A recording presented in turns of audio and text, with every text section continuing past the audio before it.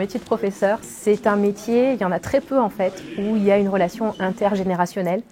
Donc en rouge, vous notez l'AFIC, des projets pour un avenir meilleur. Je m'appelle Virginie, je suis professeure de français, d'histoire-géographie et d'EMC en lycée professionnel.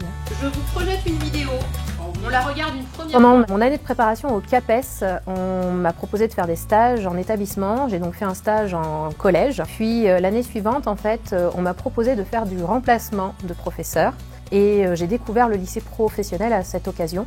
Je me suis rendu compte que c'était un univers qui me plaisait beaucoup. L'histoire-géographie, c'est une matière qui évolue. Et l'avantage des cours du lycée pro, c'est que les programmes sont faits pour qu'il y ait du lien avec la société actuelle. L'histoire, c'est un passé commun, et puis la géopolitique, ça s'apprend aussi en géo par l'étude de certaines situations. Et au fur et à mesure des cours, ces élèves en prennent conscience, et c'est quelque chose qui m'a plu en fait.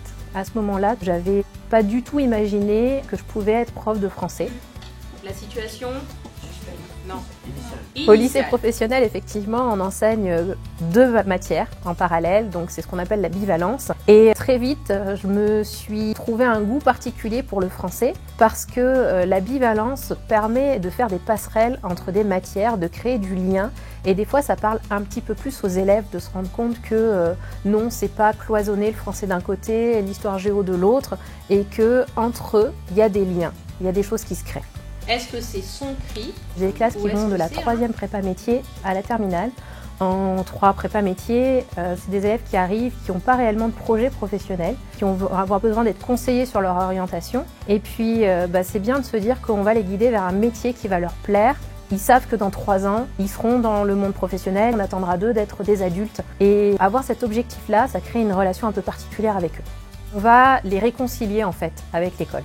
Notamment pour les matières générales, pour le français et l'histoire-géographie. Ils vont repartir aussi sur de nouvelles bases et ils vont se construire et voir qu'ils sont capables de plein de choses. De plus en plus, le métier de professeur, c'est un métier qui ne se fait pas seul en fait, qui se fait en équipe. Moi, dans mon emploi du temps, j'interviens avec mon collègue de chaudronnerie et avec mon collègue de maintenance industrielle une fois par semaine et on essaie de faire des passerelles entre mes enseignements généraux et leur métier à eux.